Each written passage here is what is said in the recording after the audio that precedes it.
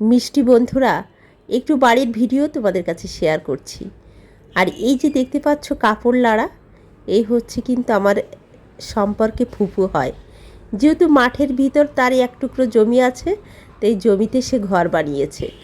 ঠিক এই জমির পাশেই যে জমিতে দাঁড়িয়ে আছি, এটা কিন্তু আমাদের জমি। তো বন্ধুরা, এই দেখো সে কিন্তু এগিয়ে আসছে এবং কি বলবে মন দিয়ে শোনো।